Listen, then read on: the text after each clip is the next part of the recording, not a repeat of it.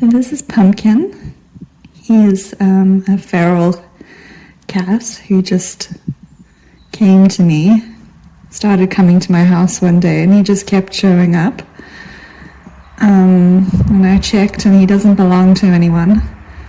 So I've just started feeding him, and I made this nice cozy bed for him here in my greenhouse, which is quite dry. It's dry and it's quite warm in here. Unfortunately, he doesn't get on with my cat. They've had a couple of scraps, so he's not able to come into the house, but it's very dry and warm in here, and a lot of the time I'll come through in the morning and he'll be curled up fast asleep on his bed. He's a sweet little boy, and I called him Pumpkin because obviously the color,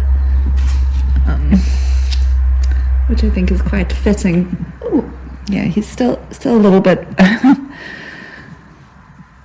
suppose it's my own fault for waking him up. That's not very nice of me, was it? Anyway, he's actually a really sweet little boy, but I won't disturb him anymore. Leave him to sleep.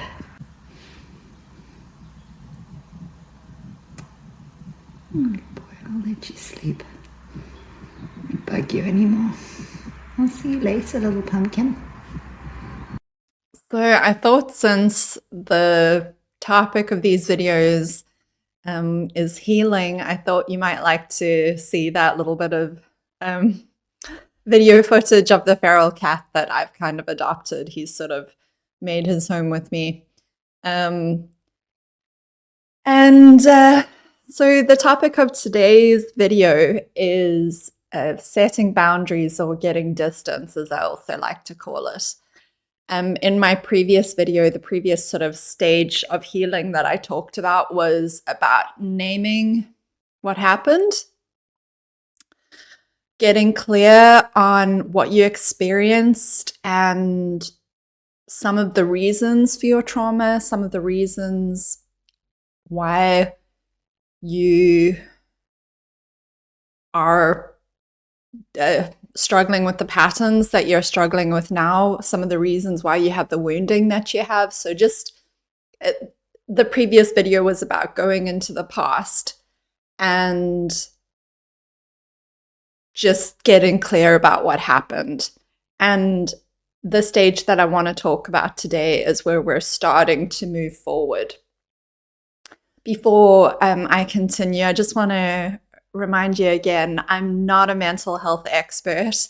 I'm not credentialed or licensed or anything like that. I'm in the process of training to be a counselor, but I am not a licensed mental health professional at all. And so I don't want you to take anything that I say in these videos as gospel or anything like that. I don't want you to ever take anything I say as being gospel truth or as any sort of prescriptive advice for what you should do in your own life. Please always, always defer to your own feelings and judgment and what feels right for you, and just leave the rest. And I'm also going to be, because I'm not a mental health expert, I'm going to be leaning heavily on things that I've learned from mental health experts, whether that's in therapy or sources that I have consulted, videos I've watched, articles that I've read, books that I've read, that sort of thing, that have been authored by mental health professionals that have been particularly helpful for me. And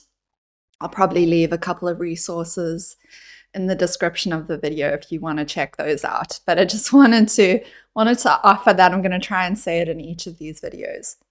So this is primarily about my own healing journey and what has been helpful for me. And I thought that it might be useful for someone else to have it broken down into the kind of various stages of a journey. And I also just want to say this journey is ongoing for me.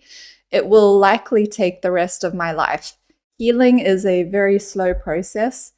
And I know I said this in the last video, but I think it bears repeating. so important to have patience with yourself and with the process. And there'll probably be days when you will think, like, oh my gosh, will I ever start to feel better? Will I ever break these patterns?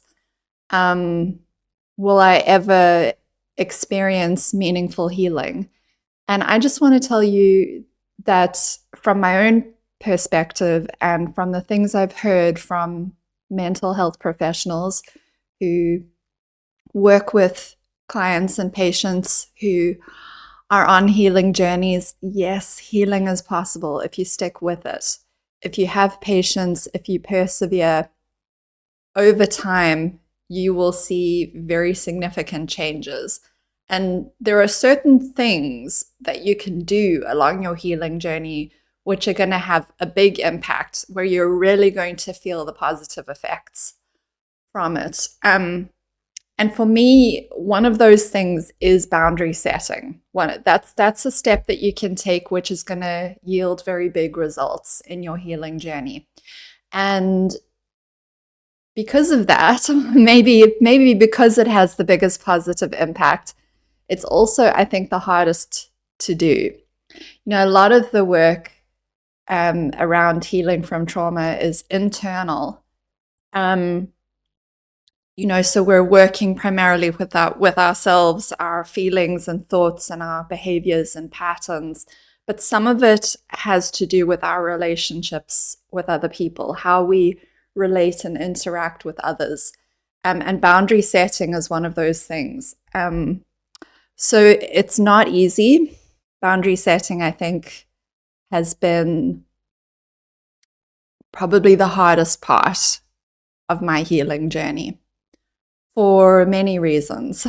But it's so important. You simply cannot do meaningful healing whilst you are still stuck in toxic dynamics with people. You're just going to keep getting sucked into the cycle of abuse and manipulation and the things that traumatized you in the past. Even if you have awareness, until you set boundaries and you're able to get space from those toxic dynamics, things are not really going to change, because you're going to keep being re-traumatized, even if you don't necessarily realize that you are, or it becomes like a circular thing where you heal and then you just keep going back. So that's why abuse is often depicted as a cycle. It just goes round and round. And to break that cycle, you actually need to step outside of it, and you need to set boundaries, and that's difficult to do. So I've made some notes about this. Let me just pull them up. Just a few points that I want to cover.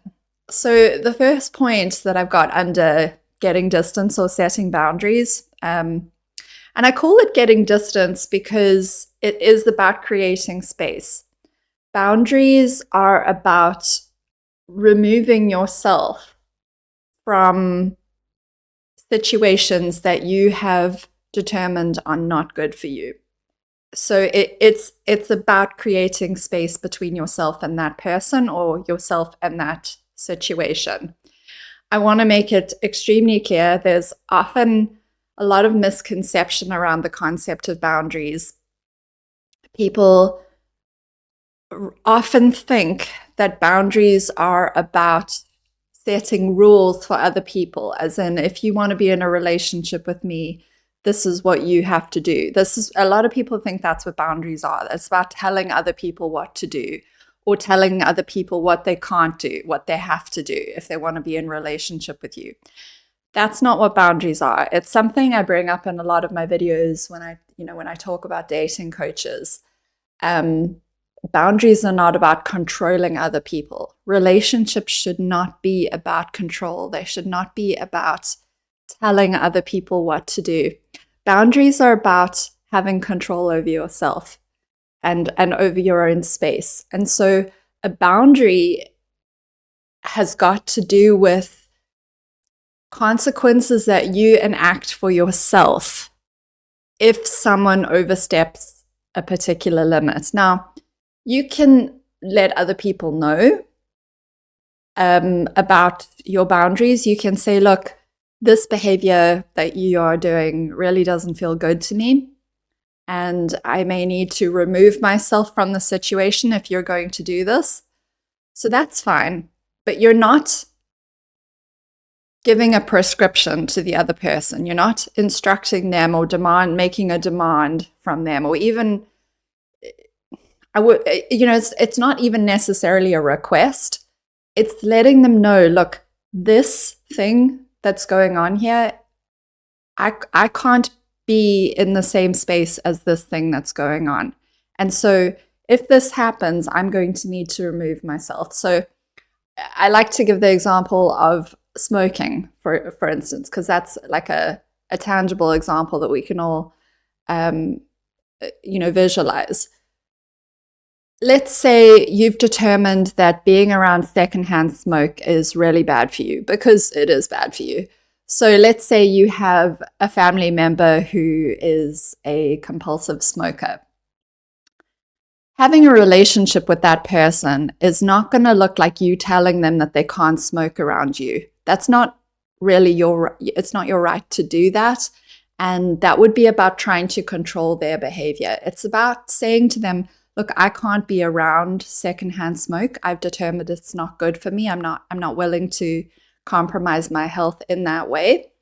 And so if they start to smoke, let's say you're inside and they start to smoke, you can't get away, maybe you've decided that you can be around them if they are smoking outside, but if they're going to smoke indoors, you're going to leave. So it's a consequence for yourself. You're going to say, hey, I need to go. And you're going to say your goodbyes and leave.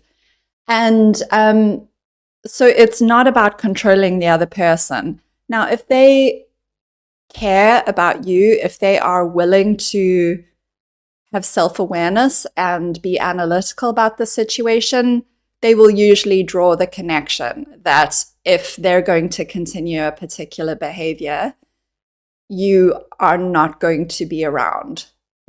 You're going to leave. The visit is going to end. And so perhaps they will make that decision for themselves to modify their behavior, but it's not about you telling them what to do. So a boundary is a consequence for yourself.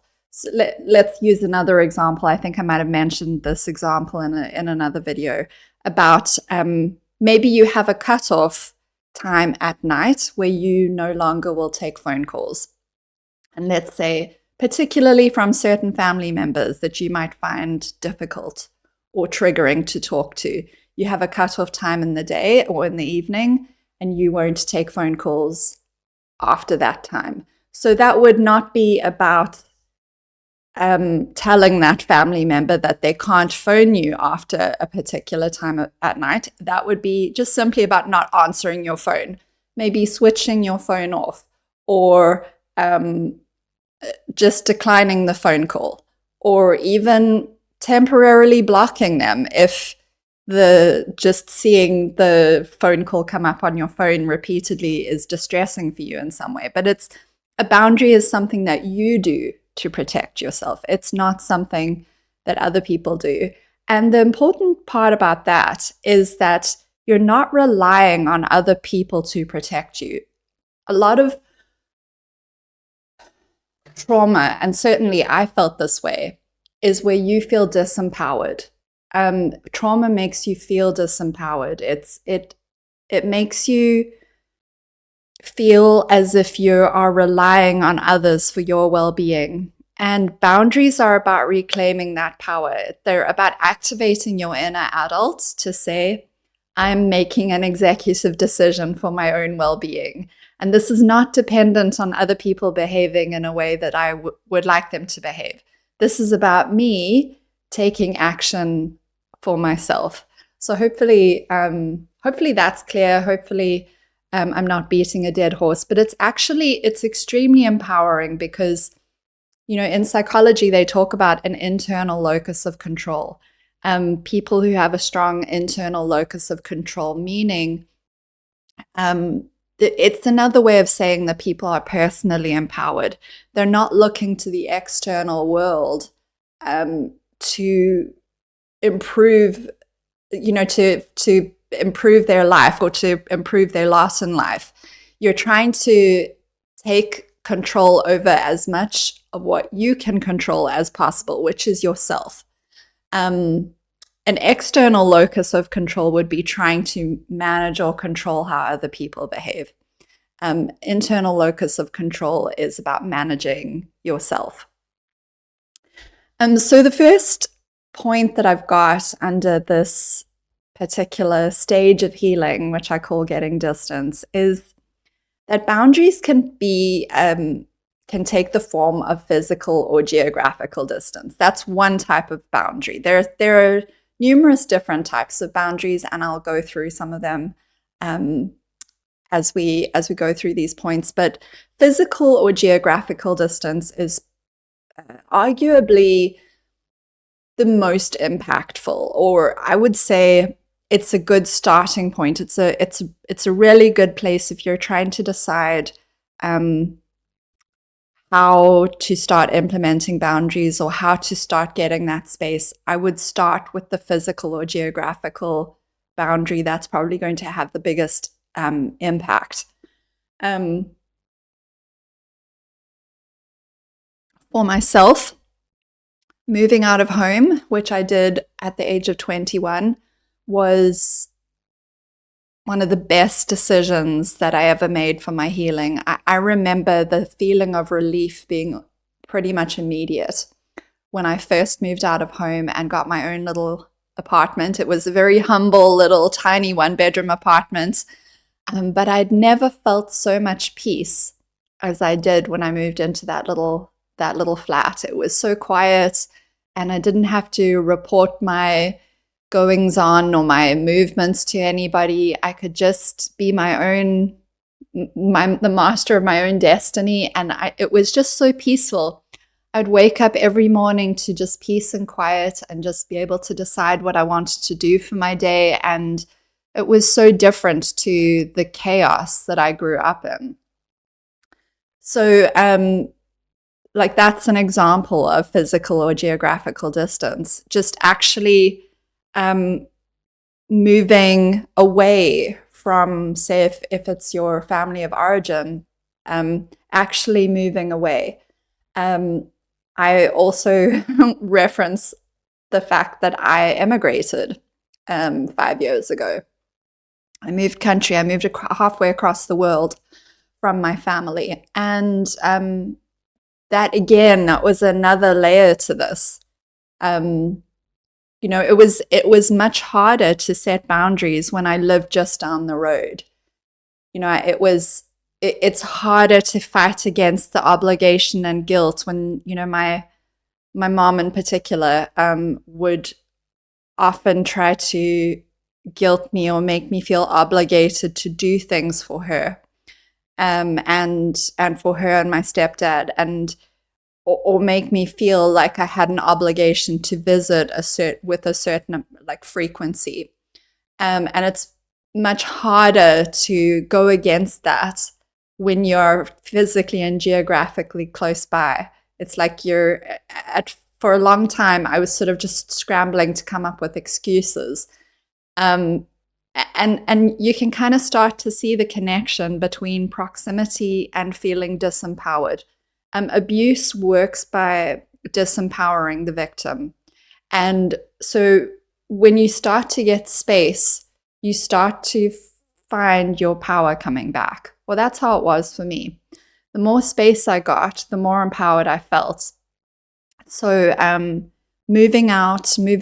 would not recommend living in the same house as someone who has been abusive to you. Very, very, very hard, if not impossible, to break those patterns when you're actually living under the same roof. The most you can really do when you are living in close proximity to an abusive person or to someone who has been abusive in the past, the most you can really do is kind of protect yourself to an extent. But the abuse is still going to seep through. The toxicity, manipulation, the fear, obligation, and guilt is still going to seep through. And you also can't heal when you're in close proximity. So that physical, geographical distance is so important. Now that I live halfway across the world from my family, I'm free of most of those obligations. I don't have to engage unless I actually choose to. And so the boundaries that I set now are primarily of an emotional nature, communication boundaries, which is the next point under, on my list. So boundaries can be physical or geographical, or they can be emotional, emotional/communication. And I say emotional/communication because emotions are, communicated. They're communicated between you and the other person. And so if you're trying to get distance, a lot of that is going to come down to what boundaries you set around communication. So I gave the example of maybe having a cutoff time at night where you don't take phone calls after a particular time at night. Another boundary might be that you don't engage in certain topics, such as perhaps you refuse to talk about politics or religion. Those are like boundaries that I have with my family. I don't talk about topics related to politics or religion because there's just nothing productive comes out of that. It just tends to be re-traumatizing. There's certain topics related to, for instance, how my mom would try and use me as a confidant or a therapist or as someone to vent to about, her issues, that it feels very burdensome to me. And it's honestly not my responsibility to provide that sort of emotional container for her. And so I've set a boundary with that as well. So certain topics are just off limits because they exact too much of a toll on me emotionally. So maybe this is something you can think about. What are the sorts of communication boundaries that you might want to set with your family, with an abusive parent, or with an abusive person in your life? Perhaps you are at the point where you have gone no contact or very low contact. And those are boundaries as well. Those are boundaries that a lot of people who have been victims of abuse do come to in the end. I think it's, if you take the example of an abusive romantic relationship, hopefully you've severed those ties completely and gone no contact. And that is an option with an abusive family member as well. It's a very, very personal decision. And I'm going to talk a little bit about decisions around no contact, low contact, very low contact in a later video, because I've kind of made it that has its own points.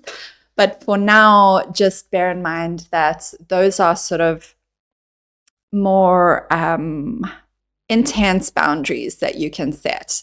If you're not quite ready to go no contact or low contact or very low contact just yet, some of these might be ideas that you could use as interim boundaries. I recommend that immediately you start thinking about what kind of boundaries you want to set.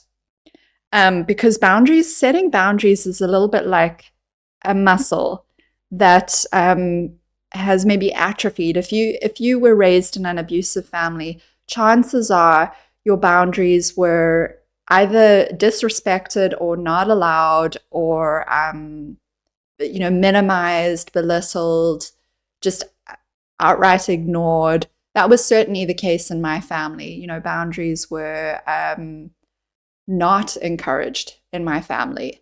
My mom does not believe in knocking on doors, for example, knocking on closed doors. My mom has always and still does just barge into my bedroom without knocking. Or, you know, if she does knock, she just immediately opens the door afterwards. You know, she doesn't respect that as a boundary. So that's an example of the way that boundaries in my family were just ignored.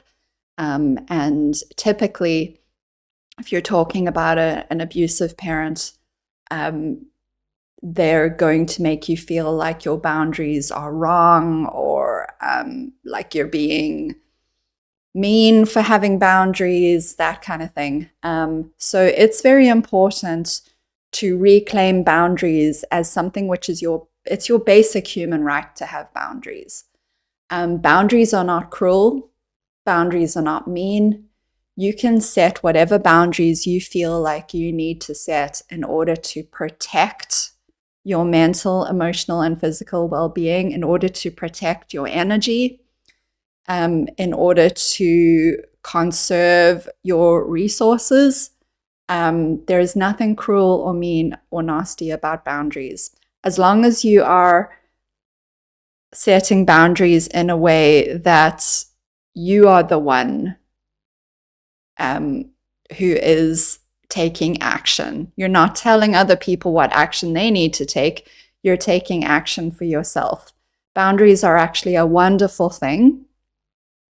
There was a time sort of much earlier on in my healing journey where I was like researching, I was deep into looking at the meaning behind different emotions, because that was very fascinating to me as well, because that also gets all muddled up and scrambled up and confused when you're raised in an abusive family. The whole healthy emotions and the meaning behind emotions all gets very warped. Emotion in an abusive family, typically emotions are given moral value when they don't have moral value. Emotions just are. Emotions are a bit like energy. They're not good or bad. They just are. They're messages from your inner self. And a lot of the time when we feel anger, it's a boundary issue. So if you are someone who experiences a lot of anger, or you're struggling with a lot of anger, another one is guilt is often a boundary issue. Anger, guilt, resentment are often signposts from yourself that your core values are being violated somewhere. And it's often time to set a boundary. So it can really be a strong indication if you're experiencing a lot of anger, that it's time to set a boundary. And so it's worth just kind of mulling over, like, what am I feeling? Where does this feeling seem to be coming from? Who seems to be connected to the way that I'm feeling? What kind of boundaries do I need to set in this relationship? So the next point that I talked about, I've talked about it already, it's the next point on my list, is the fact that healing is not possible when you're still in the same dynamic, or experiencing the abuse, or engaged with the reality of the abuser. So remember I said abusers live in their own reality where the abuse gets normalized. That's how the abuse is able to continue, is because people who get sucked into the reality of the abuser become normalized or desensitized to the abuse. Maybe not desensitized, because I think you can still be experiencing emotions even when you're caught in that reality, but it can become difficult to pinpoint right and wrong when you're being sucked into the reality of an abusive person. But just know that someone who is very dysfunctional or abusive or toxic is living in their own reality where they are able to justify the way that they're behaving to other people. You don't want to engage with that reality. Very, very important to define your own reality, which is going to look different from the reality of the abuser. So that automatically creates a boundary, because if they have their reality where their behavior is at least somewhat okay or normalized, and you have your reality where that behavior is not normalized and not okay, that is going to create distance. And so I suppose a lot of setting boundaries is about just defining how you're going to separate your reality from the reality of the abuser. Hopefully that makes sense, but that's kind of how I think about it. I think about the fact that, like, I live in a different world from my parents. I talk about this. They live in a world that in many ways I just see as being quite diluted. It's a world in which all kinds of behavior is made okay, and I don't see it as okay at all. And so for me to begin healing and creating my own reality, I've got to set boundaries with them where I can say, look, this is not okay. I'm not going to be engaging with this particular type of behavior. But you can't heal when you're still being sucked into the abuser's world. Because then you become an enabler. You become part of normalizing the abuse. So that's very important to bear in mind. You don't want to be, part of what, allows the abuse to continue. You want to be a force for good, for saying that this is not okay. At the same time, I don't want you to blame yourself if you find it difficult to set boundaries or to get distance. Your inability to set boundaries and get distance isn't your fault. It's a result of your conditioning. So as I've said, if you were raised in an abusive family, boundaries were likely degraded and minimized and characterized as mean or unimportant, or they were in some way, they were diminished, and you've likely internalized a lot of those feelings. And so it can be very difficult to set boundaries. You can come up against a lot of feelings of fear or guilt from setting boundaries. You might really struggle with finding your voice when it comes to setting boundaries. I know that when I started to set boundaries with my mom, I felt absolutely terrified. She's a very dominating person, and she had dominated me for, my whole life up until that point. And so finding my voice to set boundaries with her and to stand firm on my boundaries, to kind of stick to my guns, was a very scary experience. And so I really don't want you to blame yourself if you find the whole process difficult. Just be patient and really compassionate with yourself, and just keep persevering. Start small, and your confidence will increase. As I mentioned earlier, setting boundaries is a bit like starting to work a muscle that has been kind of dormant for most of your life. You just start slowly, just keep persevering with it. So your inability to set boundaries, or the fact that you find it difficult, isn't your fault, but it is your responsibility. So I keep saying healing isn't possible until we can set boundaries. So whilst it's not our fault that setting boundaries is hard, it is our responsibility if we want to get healing. And I think from what I've seen, because setting boundaries is hard, a lot of abuse survivors get stuck in the abuser's reality. They get stuck trying to, like I mentioned in my previous video, stuck trying to understand the abuse, trying to make sense of the reality of the abuser. And it doesn't make sense. It's not going to line up with your values. So you don't want to spend too much time trying to make sense of their behavior. The important thing is to set boundaries and get distance and get yourself out of that situation. So that's what I wanted to say about that.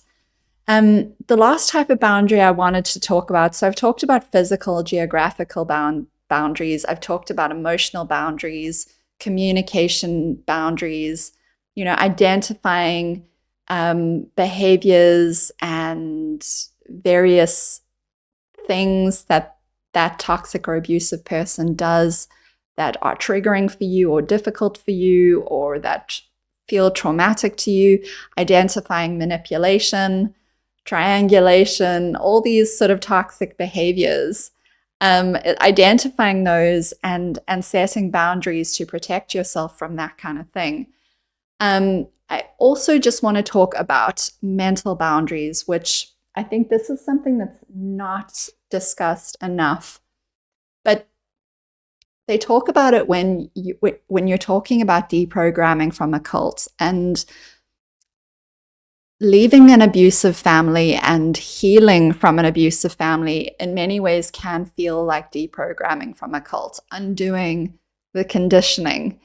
And so sometimes the prison or the boundaries that you need to set, sometimes the prison is in your own mind, and the boundaries that you need to set are with your own thoughts and with your own mind. And I know that might sound a bit weird, but in my experience, this was quite an important thing. My mom and my dad were both quite critical people, and their criticisms had managed to make their way into my thoughts. Their voices had actually become embedded in my mind, as strange as that sounds. And I was unaware of it. And when I started on my, on a very intensive healing journey about 5 years ago, I started to become aware of particularly my mom's voice in my head. A lot of the time I'd just be going about my business, just doing ordinary things in my day or just grappling with normal situations. And I'd hear my mom's very critical voice in my head. And so part of the healing was being able to set boundaries even with my own thoughts, to say, oh, that thought sounds like it's being said in my mom's voice. I need to set a boundary with my thoughts. And I would do that via visualizations, because that was what was helpful for me, is I would actually imagine my mom as a little character running around in my brain. And I would imagine myself taking her by the arm and frog marching her to the door of my mind. I'd imagine there was this door to my brain, to my mind. And I would imagine opening the door and frog marching her out of the door and slamming the door shut very firmly. And that would make the voice go away. And initially, when I first realized that was happening, I would have to do that multiple times a day, because it had really embedded itself so deeply into my head. And so, I was having to do that over and over and over again, just in order to get her voice out of my mind. And nowadays, I pretty much rarely, if ever, hear her voice in my head. That is something that has really, really worked for me, that I've really overcome.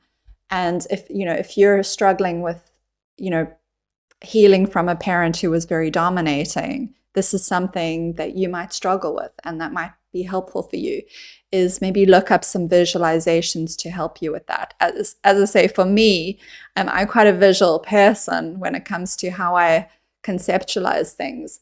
And so for me, it helped to imagine an actual real confrontation in my head, where I was either verbally telling her to get out of my thoughts, or I was actually picturing myself marching her to the door of my mind and actually booting her out.